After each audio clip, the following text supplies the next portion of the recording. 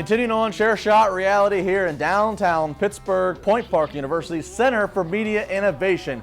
Don't forget it. That's the place to be. That's the place to be. At Juice Springsteen, at Justin LeBar, as we continue on, Juice, and let's talk a little buy or sell, reality check or not, fact or fiction, who gives a F or I care a lot, whatever you want to call it. Let's start it right here. Bayley as your champion. Bayley as the forefront of the women's division. Great women's division on SmackDown. I can't talk about that enough. Then you go to Raw, and you got probably the best talent pool out of both, in my opinion. And yet you have the title switching hands seemingly on every other Raw or every other pay-per-view. And Bayley with this great story of, coming up, she was a fan and blah, blah, blah, blah, and she's going to have this big win, and then she just gets it on Raw.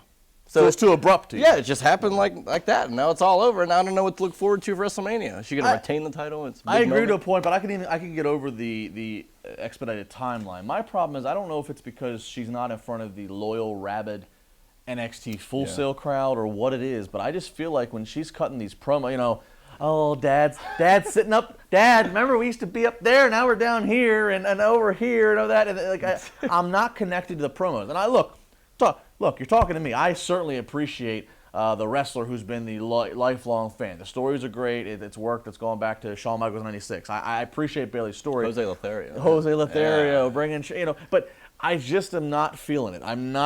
Bayley's just not feeling as huggable to me. I don't know. So what would it take for you to get this sense of what are you gonna is it gonna need a big moment for her? It's just a lose it first for you to get that? Right. I don't know if I want to see that. Well, what's gonna happen? Is it just stagnant now? Don't we can just forget about it? Well, you got to figure. We've talked about this before. It's gonna be probably a multi-woman match at Mania. For both brands, I think it'll be. You have to. SmackDown's in all kinds of a.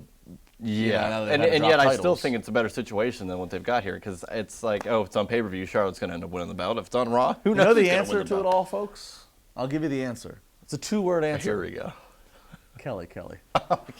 It's a two-word answer. All right. No way. Moving on. It's like Sasha Banks, Charlotte, Bayley. Kelly's going to go to SmackDown. She's going to replace the void of mainstream crossover that Nikki Bella left. I'm going to do Extreme Expose again with Mike Knox. Maybe. Nikki Bella's boobs are leaving. Got to insert some new ones in. All right, moving on. It wouldn't be a week without mentioning Nikki Bella's boobs. No, moving on. It's not for you. Keeping into the buy, sell, reality, not reality. Yes,